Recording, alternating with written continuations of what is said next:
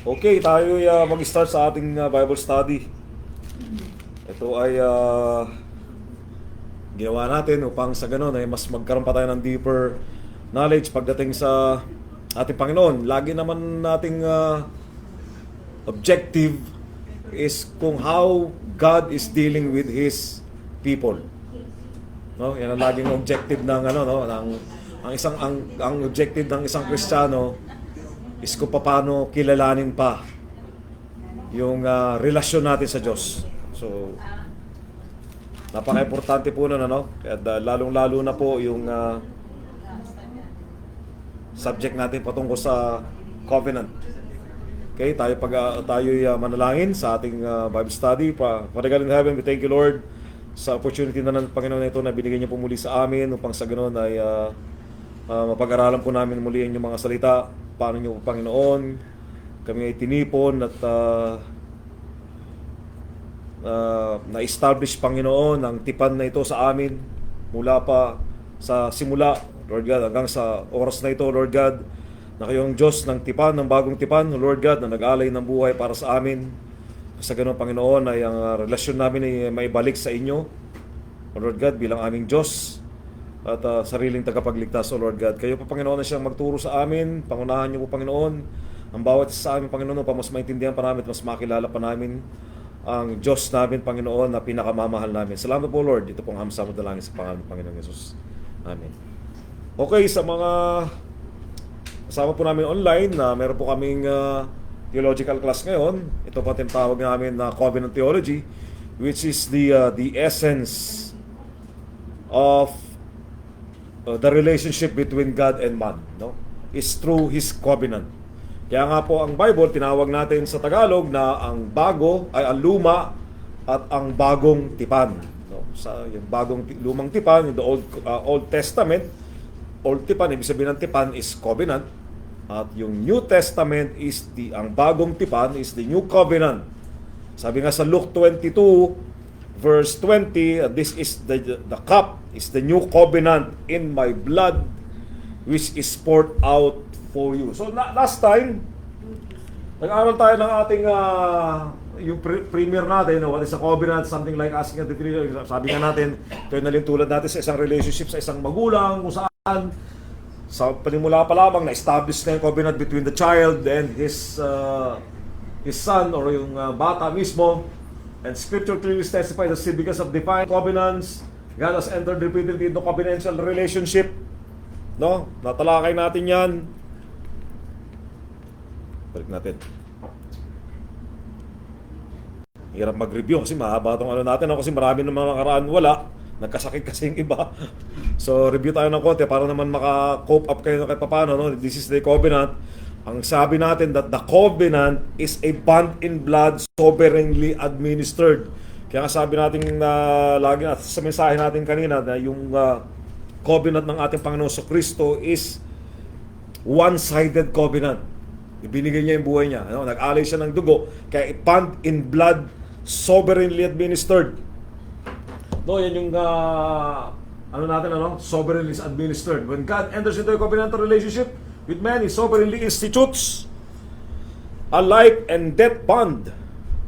Yung buhay ng ating Panginoong inalay, a bond in blood, a bond in life and death. The phrase bond in blood or bond in life and death express the ultimacy of the commitment between God and man in covenantal context. Laging in covenantal context. When God deals with His people, with His creature, is always in the covenantal context. Sa umpisa pa lang, nung nilalang niya pa lang si Eva, it's always in a context, in a covenant, of a covenant. Laging may kasunduan. At yung kasunduan na yan is either conditional or unconditional. So the key principles of covenant theology is God relates by covenant alone. That's the fundamental way, that God chooses to interact with us through covenant. At yung principles of covenant theology is also related to the unity of the Scriptures. That the Old New Testament are not story of two different gods or two different plans. The Old Testament is the new concealed. The New Testament is the old revealed. Di ba? Kung may continuity lang, di ba? Yung Old Testament, this is the Old Covenant, yung lumang tipan. is may continuity kasi that is the foreshadowing, that is the foretelling na yung Old Testament to be revealed on the New Testament.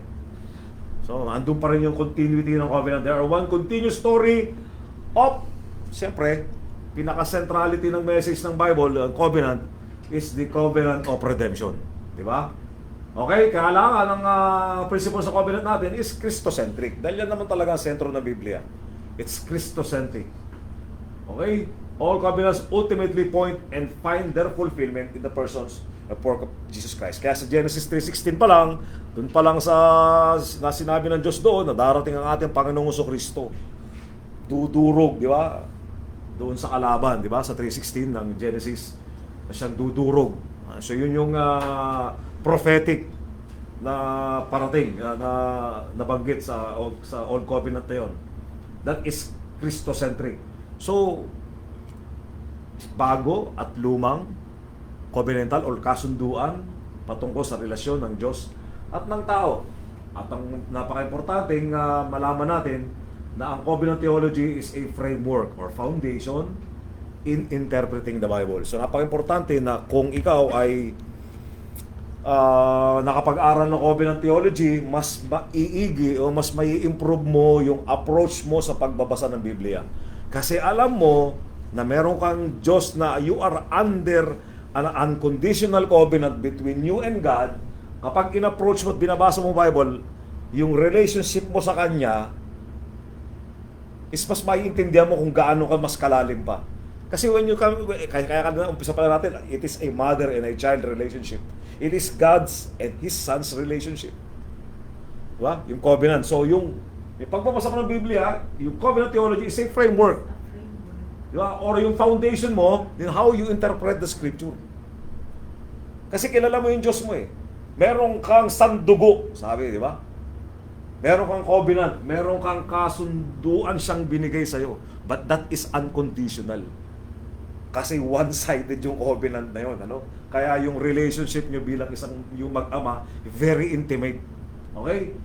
So it is views the entire story of the scriptures being structured by series of divinely established covenants, binding agreements between God and humanity. No? These covenants reveal the unfolding God's single eternal plan of redemption through Jesus Christ from the beginning up till the end of the race. No? So may mga principles sa covenant theology tayo. God relates by covenant. No? Pangalawa, yung unity of the scripture. Yung kanina, binalik ko. Okay, a covenant is a bond of blood. In-explain natin yan kanina. Bakit gano'n? Ba't nababalik? Gulo ng ano ko Down. Oo nga. Ito na. Pangalawa, covenant of works. Ito yung overarching covenants tayo. Pinag-aralan natin to, di ba? Ito yung three overarching covenants. Napaka-importante ito kasi dito iikot yung ating pag-aaral. Unang-una yung covenant of redemption. From the simula pa lang, from the beginning pa lang, nakatuon na ang plano ng Panginoon sa covenant of redemption. Before the foundation of the world pa lang, ibig sabihin, itinatag na ng Diyos ni Yahweh na magkakaroon siya ng covenant sa tao dahil sa redemptive purpose niya. Okay, i-establish niya ang covenant para ma-execute niya yung redemptive purpose niya, yung plan niya sa human race. Plano niya, hindi plano natin. Ito yung part ng triune God. Yung Godhead, the Father chose a people to save and gave them to the Son. The Son agreed to become incarnate. Tignan yung covenant ng tatlo ha. The Son agreed to become an incarnate as Jesus as the covenant representative or the federal head for His people. Kasi federal head dati si Adam, yung first Adam, siya yung second Adam, which is the federal head of the humanity. No, si Jesus Christ. So the Spirit agreed to apply the work of the Son to the chosen people. You are sealed. So, itong tatlo na to ang nagtatrabaho para sa covenant of redemption. Wala sa ang tao sa kaya sinasabi natin, wala sa ang tao sa equation ng redemption. Yung tatlo lang ang nagtrabaho. They have their covenants para execute yung plan niya, ang plan niya para sa human race. This covenant is a foundational for the other two, which is yung covenant of works Yan yung covenant niya kay Adam sa Genesis 2:15 pa lang, as a representative of all humanity. Sabi niya sa 2:15, huwag mong kakainin yung prutas na nasa gitna ng halamanan, bawal mong kainin yan, mamamatay ka. Yun yung unang covenant sa 2:15 to 17. Pero ang ginawa, binasag niya yung covenant of works na yun, nag-fail yun. Ang promise sana nun is eternal blessing, pero ang condition nun is perfect personal. This is conditional covenant, ha? Perfect personal obedience to God's command to eat from the tree of life, knowledge and good and evil. Anong nangyari? Consequence is failure, death for spiritual and physical for Adam and all his descendants. Dapat hindi mamamatay ang tao kung hindi kinain yung prutas na yun, ano? Kasi physical din yun, hindi lang spiritual. Kaya siguro, kahit na 1,000 years old ka na, matikas ka pa rin, Brad Jay, ha? Kung hindi sana kayo nagat, yung prutas na yun, Pero yun ang nangyari, yun ang nais ng Panginoon, Meron siyang plano, Adam broke this covenant, bringing sin and death into the world, no? So yun yung review natin. Covenant of grace, siyempre, napaka-importante. Ito yung response niya sa nag-fail na covenant of works. No? It was established immediately after the fall and continues through the rest of the Bible. Ang promise is salvation and eternal life. Pero may condition. This is the crucial difference. The condition is not our own obedience, but faith in the promised Redeemer, Jesus Christ, whose perfect obedience and sacrificial death fulfill the demands of the covenant of works. Fulfill the demands of the covenant of works on behalf of the believers. No? So, sino mediator natin from this covenant? Ang ating Panginoon Kristo is the sole mediator of this covenant, which is God Himself. Of course, kasi nasa God din dyan, sa triune dyan, okay? Okay, ang covenant theology, since the covenant of grace, ito yung overarching, Ito yung mga sample lang niya, yung Abrahamic covenant, it was administered the promises, circumcision, Mosaic, Davidic, ito yung mga covenant of works ng araw, ng mga nag-fail, no? This is a central concept. Adam was federal head. Before, yung sinabi ko kanina, he failed and his guilt, his corrupt nature are imputed in his descendants. Jesus Christ is the last Adam na nag-fulfill ng covenant of works na yan, his perfect obedience, active obedience, and atoning death, passive obedience niya. Kasi naging passive siya, he is the sacrifice. He sacrificed himself, no? He laid down his life for the sheep. Kaya na, nakalimutan natin banggitin yun, Hindi niya lang ni-risk yung life niya as a shepherd, but he laid down his life. Binigay niya talaga yung buhay niya, for the sheep. So yung passive obedience are imputed to all who have faith in Him. Yung passive obedience na yan is na sinunod niya yung kalooban ng Ama na yan, kaya yung righteousness niya, yung passive obedience na yan ng law, na covenant of works na na-fulfill niya dahil sa kanyang passive obedience ay na-impute sa kanyang mga iniligtas. Fulfilling the broken covenant of works on their behalf. So na-fulfill din natin yung covenant of works, which is the requirement of God sa lahat para makapasok tayo sa buhay na walang hanggan. So pinulfill ni Christ yun sa pamamagitan ng kanyang passive obedience.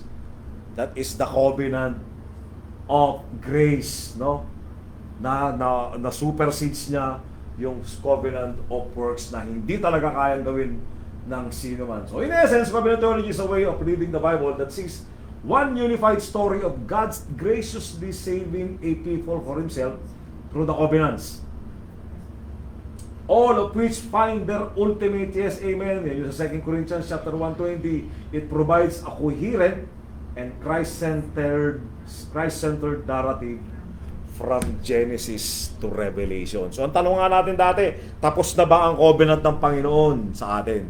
Alam natin na hindi pa, di ba? Dahil babalik pa ang ating Panginoon sa Kristo sa takdang panahon. Siyempre magpapatuloy tayo sa ating istorya. Sabi natin sa lesson 1 natin, kasi premiere pa lang yan, yung nakaraang study natin. Ang lesson 1 natin is the big idea. Ano yung big idea na tinutukoy dito? Living in God's covenant story. Big idea. Okay? The Bible is not two separate stories. Alam natin yan. Dire-diretso yan. Hindi pa pwedeng pag nagbasa ka ng Biblia, ang babasahin mo lang, ito lang ang gusto ko . Nagiging may partiality ka. Hindi, bukod dyan lang gusto ko. Maganda yung kwento rito eh. Lalo na pag nagbasa ka ng missionary church ni Paul, yung mga Ephesians, Colossians, Romans, hindi mo maiintindihan ng pagbabasa mo dyan kung hindi ka magbabasa ng Book of Acts. Kaya nire-recommend ko sa inyo, wag lang kayong basa ng mga established churches ni Paul, no, which is the Romans, Ephesians, Philippians, Colossians, Thessalonians, no, 1 Timothy, 2 Timothy.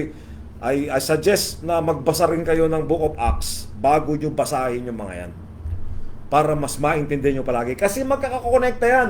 There are one ultimate na magkakakonekta mga story. The Bible is not two separate stories. An Old Testament galing, a New Testament galing, isa lang yan. But one single coherent drama of redemption. Yung redemptive purpose ni Christ hindi pa tapos, ha? Dahil susunduin niya pa tayo, dadalhin niya pa tayo, marami pang mangyayari. Okay? So yung drama na sinasabi na dito, yung redemption, drama ng redemption, is hindi pa natatapos. May glorification pa tayo eh. Marami pang pangako ang Panginoon Diyos under His new covenant, which is the covenant of grace. So ito yung big idea, no? Okay, what is the big idea? It captures the central theme of covenant theology. The big idea summarizes the main theological truth that everything in Scripture, from creation to redemption, is structured by God's covenantal relationship with His people.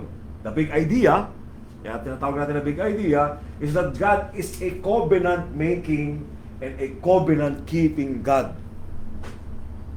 And we, as His image bearer, tandaan niyo yung image bearer na yan, ha? Live in covenant with Him and one another. Totoo ba yan? Di ba? From the Old Testament time to the New Testament time, nabuhay ba ang tao sa covenant sa Diyos? Yung mga lalo na participants ng ng introduction natin.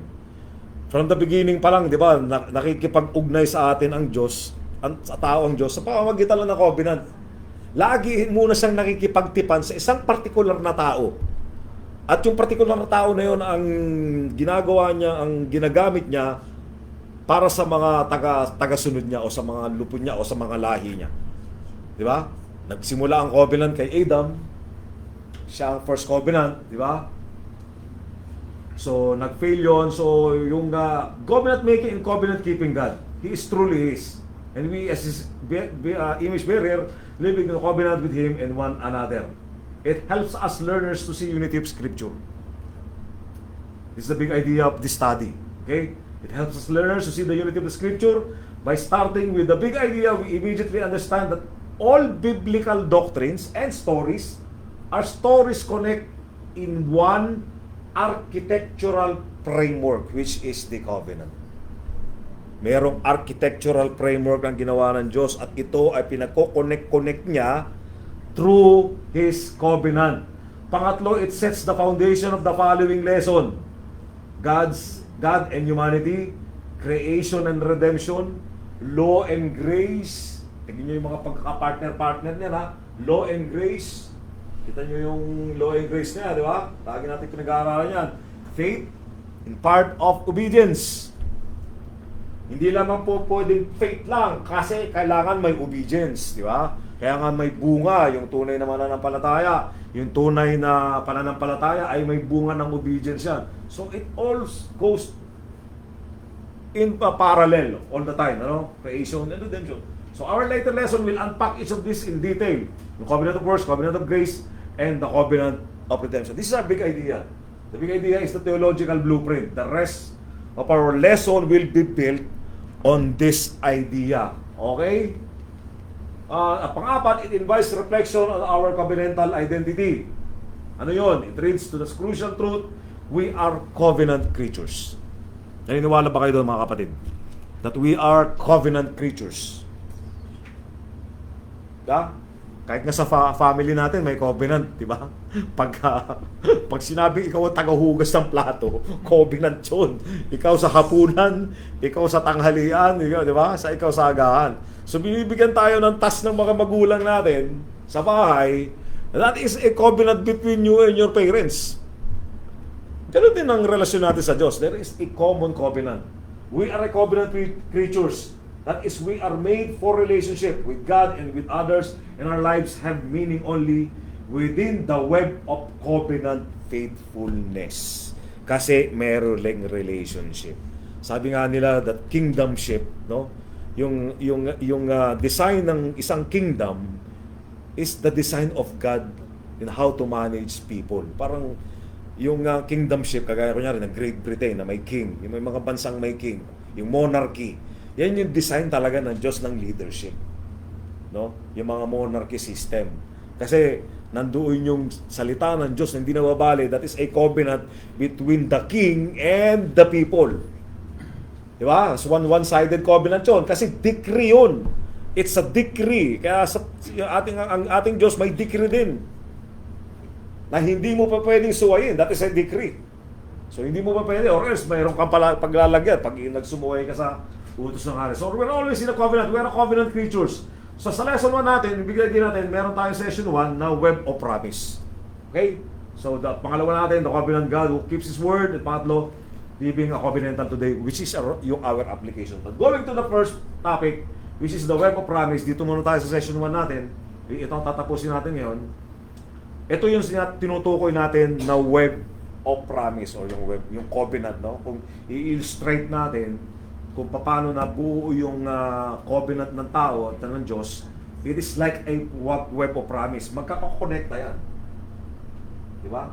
Ay, ito yung tao, nakakonect siya sa covenant. Relationship between God. The triune God and the man was connected by relationship through covenants. Pag tinanggal mo ang isang parte dyan, may problema tayo. Di ba? May pinutol ka, kaya kailangan intact yung web of promise na yan, ano? Sa illustration natin, okay? So that's the web of promise. God created us a covenant creature. Sabi nga natin kanina, to say that we are a covenant creatures means that human beings were created by God to live in relationship. Ba't buksan nga natin yung TV natin dyan, para dyan ako magbasa. With Him and with one another through binding promises,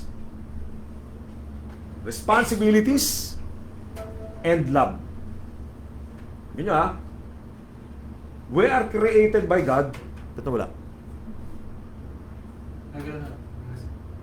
We are created by God, ha?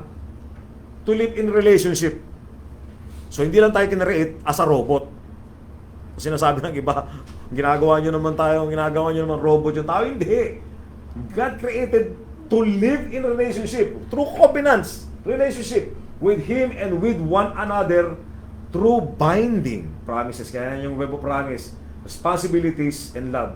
Not as isolated individuals, but as participants in a web of relationship established and sustained by God Himself. Naniniwala ba kayo na ang nag-sustain lang ng covenant na yan ay si Diyos lang mismo? Kapatid. Naniniwala ba kayo doon? Na ang nagsusustain lang talaga ng covenant na yan is God Himself. Sis Jackie, bakit? Ha? Bakit hindi natin ma-sustain yan? Bakit Diyos lang?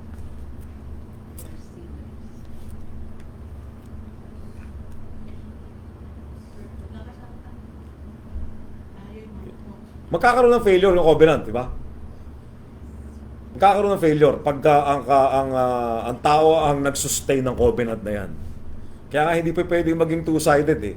Kaya dumating kaya nga may covenant of grace tayo, which is mamaya mas i-elaborate pa natin, ano? So God created, we are created in God's image. Lagi natin nababasa yan, ano? We are created in God's image. Or relational by nature. So we are created relational by nature, kaya tayo ginawa in His own image. Bakit? Merong karakter, yung tinatawag nating karakter na attributes, communicable attributes.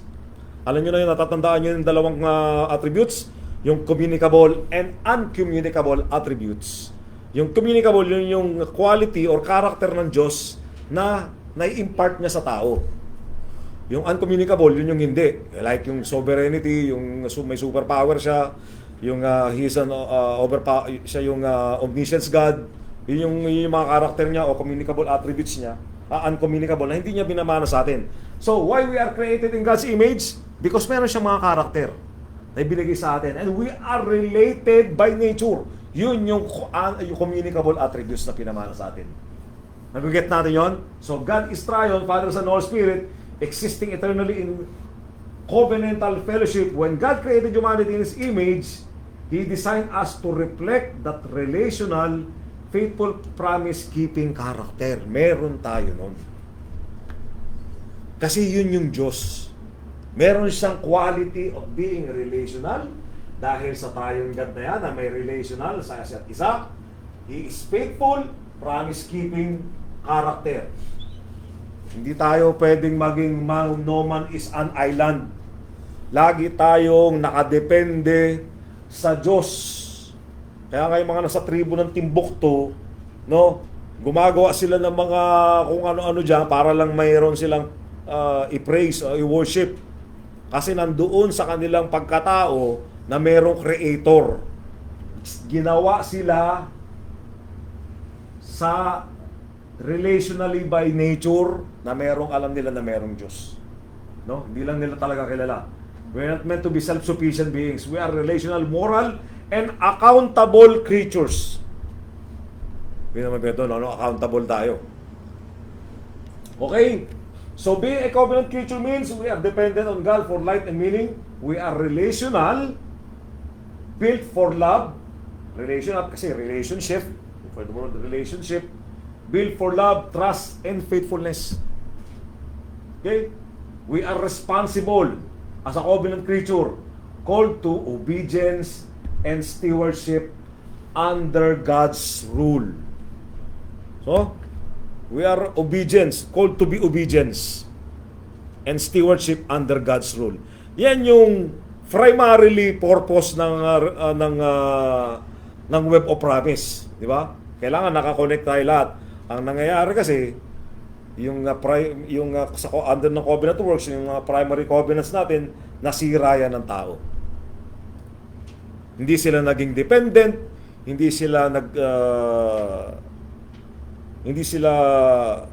nawala yung relasyon nila sa Diyos because of the fall, at hindi naging responsible ng tao in following God's precepts. Laging nagfi-fail. No? Pero may purpose kasi ang Panginoon eh. Dahil nga may covenant of works na alam niyang hindi naman mapufulfill ng tao, so merong bagong covenant. Diba? So, kanina sabi natin, it is, yung pag-intindi natin sa Bible is the framework. Yung covenant theology is the framework. Ngayon, mas maintindihan natin bakit nag-fall ang tao, kasi hindi tayo naging dependent, kasi hindi tayo nabasag yung relationship natin, at hindi tayo naging responsible sa mga unang covenants natin sa Diyos. At nagpatuloy yun, no? Sa istorya. Okay. So, number 2, a covenant of creation, our original relationship. Okay? Sa Genesis 2 pa lang, before sin entered the world, God entered into a covenant relationship with Adam, often called the covenant of works or covenant of life. No? Adam was given the commands, promises, and conditions. Yun yung unang-unang sinasabi natin kanina. Nasabi sa 15 ng Genesis, chapter 2, verse 15, then the Lord God took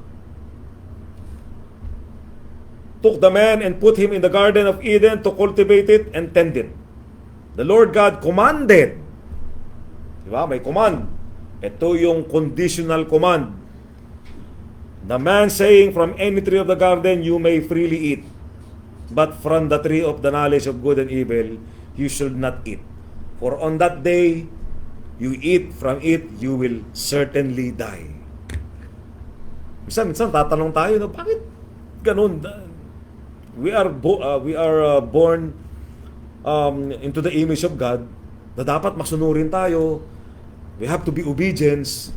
Pero nung kinreate niya yung si Adam at si Eve, ang dami naman prutas sa halamanan. Napakalaki ng garden yan, kung isipin natin, di ba? Napakalaki ng garden, napakaraming prutas. Andiyan yung bayabas, atis, andiyan yung papaya na masarap, no? Ano ba yung pinakamasarap na prutas? Lahat banggitin nyo na. Bakit ito yung pinagkadiskitahan nila? Bakit dito pa pumunta si Eva, no? Sa dami-dami ng prutas. Parang si Badet pag nakakita ng prutas siya sa supermarket, hindi ko pa ito natitikman, titikman ko to kahit na napakamahal nito, matikman ko lang to. Bibili niya talaga yun. Kahit na yung isang piraso, pag pinatimbang niya, 35 reals. Isang 35 reals. Yung isang atis ng isang araw, pinasoli ko sa kanya. Para ka namang hindi nakakatikim yan. Ang laki ng atis, gigil na gigil siya. 30 reals, isang maliit. Sabi ko, hindi niya natikman. Sabi ko, forbidden fruit yan, huwag mo yan kakainin.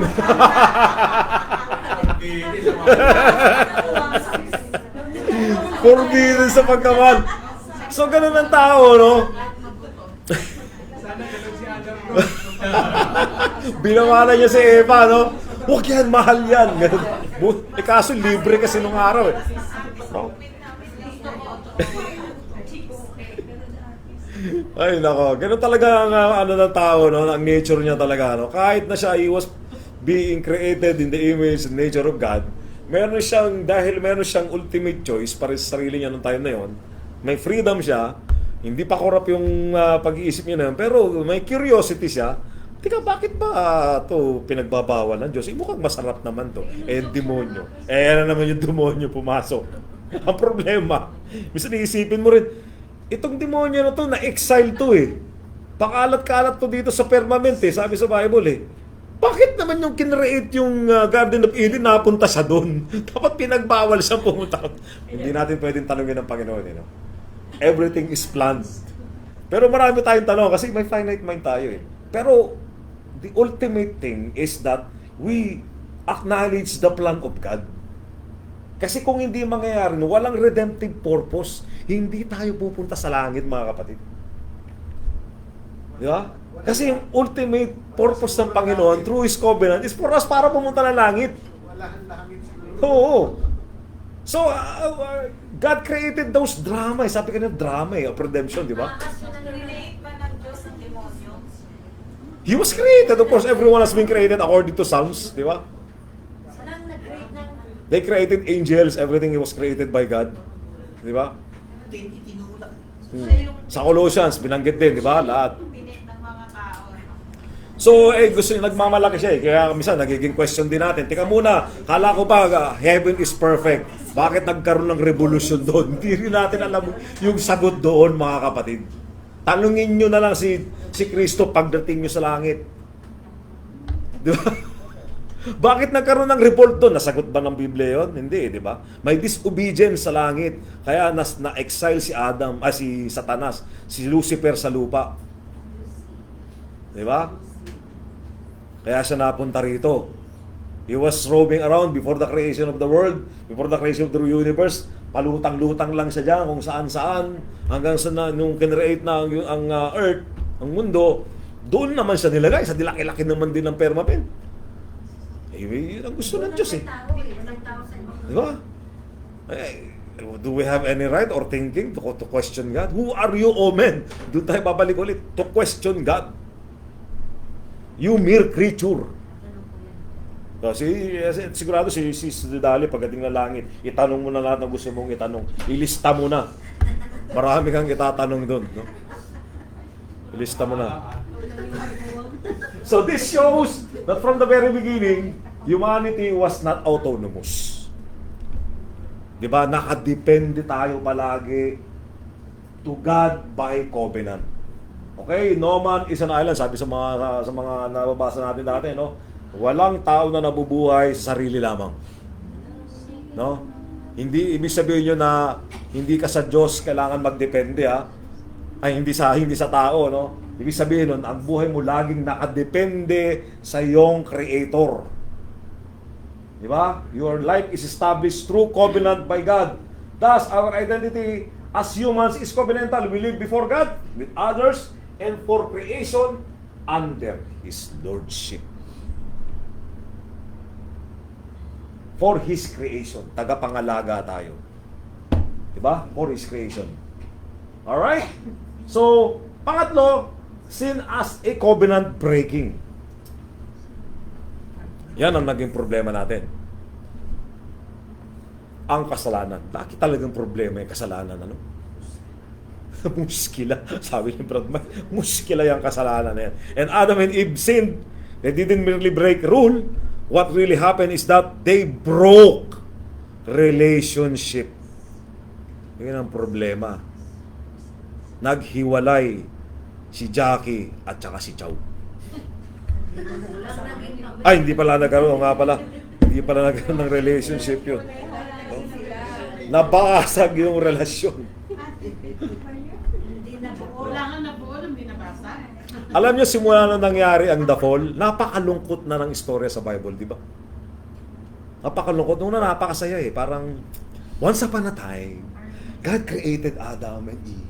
Di ba? Ganun yung mga istorya ng Bible eh. Pag nagbabasa tayo nung bata pa tayo eh, pasaya, nakahubad pa, wala pang damit, di ba? Lahat, walang mali siya, lahat malinis, di ba? Walang sakit. Tapos dahil sa kasalanan, dahil sa isang single covenant lang na hindi sinunod ng Diyos, dahil we are co-created to be in relationship, na kailangan maging obedient tayo under His conditional covenant, binasag natin yun. Ang problema, yung implication nun, is napakabigat. Kasi that is breaking the relationship between God and man.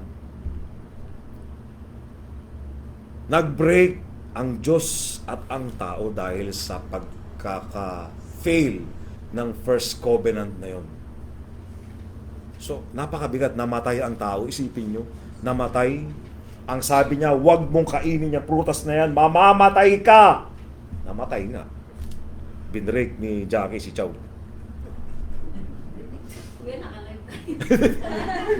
sorry. Hindi, ano lang po yun. Parang ano lang, drastic example lang yan. Nga pala, naka-live nga pala tayo, baka machismis. Anyway, hindi po totoo yun. Sample lang po yun. Ano? Sin is... napakabigat kung isipin natin, ano mga kapatid. Ano? Kaya may maaawa ka talaga sa mga taong walang relasyon sa Diyos. Lagi natin ginagamit yung terminology na yun, di ba? Yung walang tunay na relasyon sa Diyos. Minsan napakadali lang nating i-take eh. Wala ka lamang relasyon sa Diyos eh. Kala mo, human relationship lang yung tinutukoy natin, ano? Parang gaang lang, parang nag-break lang si Badet at si Richard. Tapos, wala, nakahanap na lang ng bagong asawa, di ba? I will establish a new relationship with somebody else. Parang ganun lang eh, parang tinitake for granted lang natin yung kabigatan ng implication na nangyari na yun. Di ba? But that is not in human terms. That is in spiritual terms. We broke the relationship with God. Yung ultimate na created in His own image na yun, there is a bond between God and man. Dahil sa kasalanan na yun, which is the first covenant that has been broken, nagkaroon ng problema ang tao. Na-break ang relationship. Sin is covenant unfaithfulness. Diba? Sin is covenant unfaithfulness. That's why Scripture often describes sin as spiritual adultery, rebellion, or treachery. Ano yung treachery? Betrayal or unfaithfulness. Di ba napakabigat nun? Yung nag-betray ka doon sa lalo sa kaibigan mo, sa asawa mo, nag-betray ka, may treachery sa asawa mo, nagkaroon ka ng nagloko ka sa asawa mo, sa relationship nyo, that is treachery. Betrayal of unfaithfulness. Adultery. Isipin mo, adulterous ang pagkakadescribe ng Diyos in breaking that covenant because of sin. Isipin mo, kinagat lang naman yung forbidden fruit. Adulterous act na. Treachery. Rebellion against God. Wow. Sobra ba ang Diyos, mga kapatid? No. Because what? Because He's holy. Yun lang problema ng tao na hindi nila maintindihan.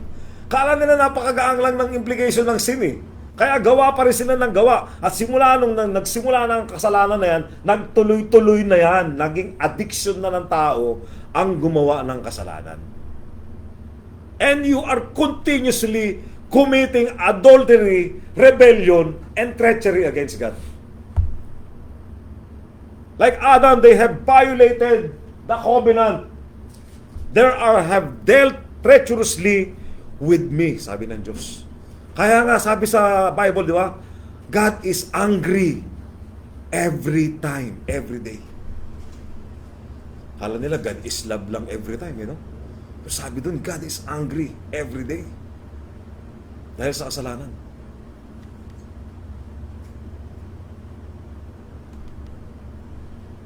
Pang-apat, Christ as the true covenant creature.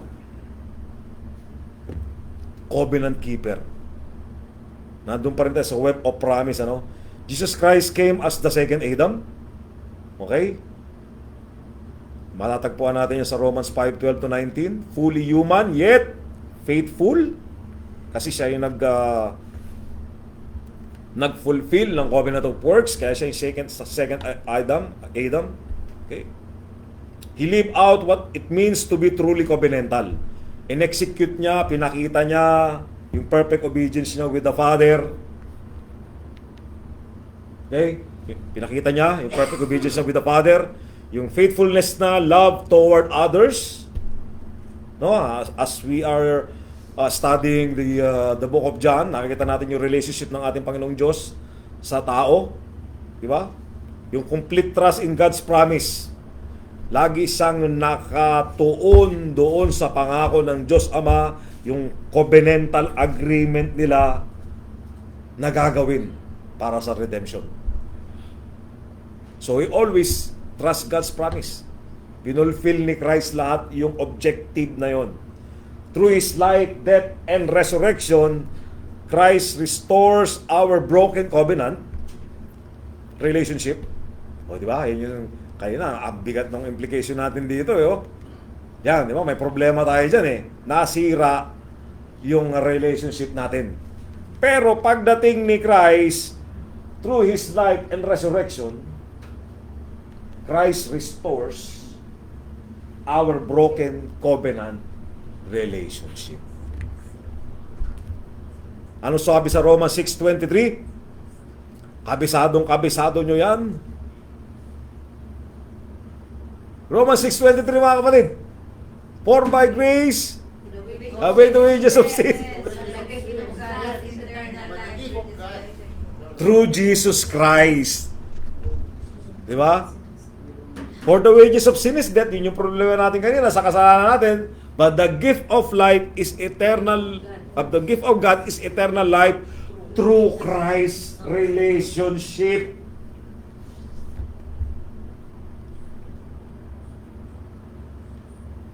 Diba? Making us once again faithful covenant partners by grace. Sa biyaya lamang, mga kapatid. Wala tayong ginawa, wala tayong kinintribute. Kasama yon sa redemptive purpose na plano ng Panginoon.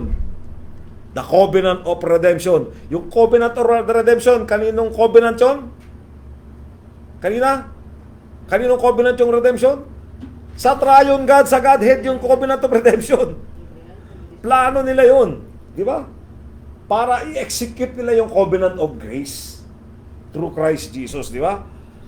So, making us again faithful covenant partners by grace. Di ba? Kaya sinabing gano'n, ano? Na ibalik yung relasyon natin sa Panginoon na nasira. Nagbalikan si Jackie at saka si Chow sa kanyang relasyon. Okay? Making it once again faithful covenant partners by grace. So napakahalagang maintindihan natin yung kung ano yung covenantal plan ng Diyos sa tao.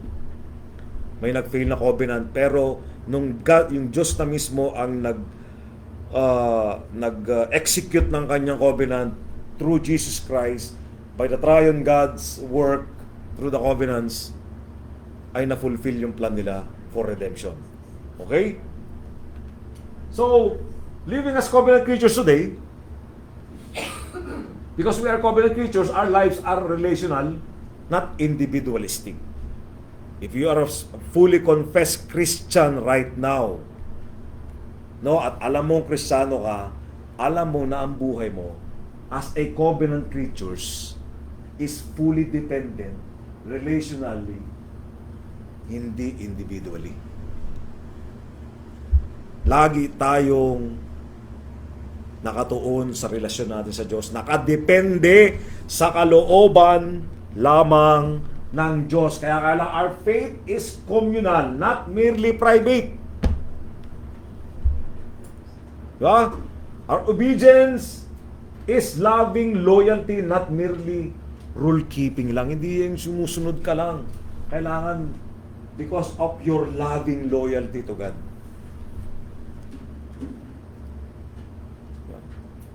May loyalness tayo sa ating Panginoon. Kaya tayo nag-o-obey. Because we have this covenant na alam mo na ang kabayaran ng kasalanan mo ay kamatayan dati, pero dahil sa ginawa ng Diyos, na inoffer niya ang kanyang buhay, na fulfill yung covenant of works sa pamamagitan ni Kristo, at ikaw ang tagapagmana nun. No? So as covenant creatures, relationally, communally, and obediently, is loving loyalty, no? Our calling is to reflect God's covenant faithfulness in every relationship with God, people, and creation. To reflect God's covenant faithfulness in every relationship. Kanino? Vertically, horizontally, at sa kanyang mga creation. Hindi lamang kaya meron tayong responsibility na pangalagaan din yung creation ng God. Kailangan din ng responsibilidad na minsan may katwiran. Masisira din naman tong mundo na 'to. Huwag na natin alagaan yung mga ilog na yan, yung mga dagat na yan, dumihan na natin yan. No! Meron tayong relationship sa Panginoon, sa Kanya, sa kapwa-tao natin, at sa Kanyang mga ginawa, sa Kanyang creation. Nakapaloob yan sa ating covenant sa Kanya, no? So may responsibilidad tayo sa ating Diyos. Okay? So to be human is to be bound to God, to neighbor, and to creation. In covenant love and responsibility. Okay? So yun muna, doon muna tayo magtatapos. Yun yung first session natin, which is the web of promise. Hindi natin mamadaliin to dahil ayaw naman natin na tayo, para ma-digest muna natin lahat. Sana. So, may question tayo tungkol sa Web of Promise sa first session natin. Mga kapatid, sa mga napag-aralan natin, meron tayong question, meron tayong gustong i-subject about sa topic natin ngayon, which is the Web of Promise as a covenant creature. Meron ba tayong gustong i-contest as a covenant creature?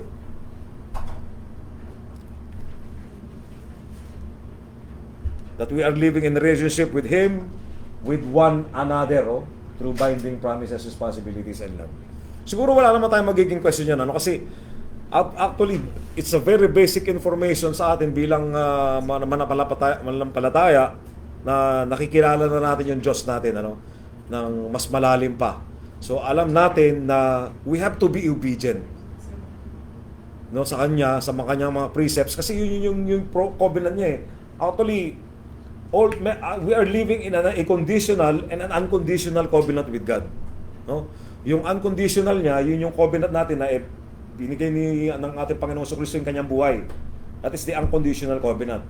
Yung conditional covenant niya ngayon, siyempre, meron siya mga tagubilin na kailangan bilang Kristiyano, i-maintain natin yung godliness sa buhay natin. Maging obedient tayo. Kasi ibinalik niya na yung original relationship natin kanina, di ba? That we have to be relational, obedient, di ba? So may purpose pa rin. Meron tayong purpose bilang creature.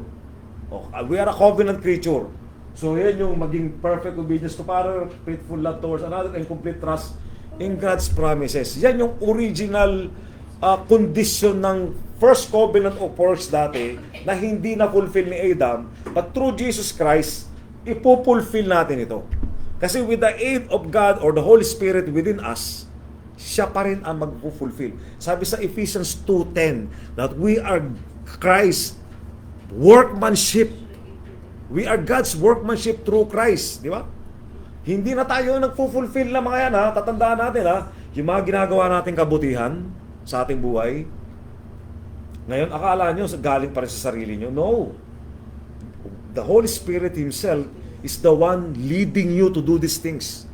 Kaya ka nagiging mabuting tao. 2:10. Di ba? Siya rin ang naglilid sa'yo para isagawa mo yung mga mabubuting gawa mo. Kaya ka, you are living in as a new covenant creature.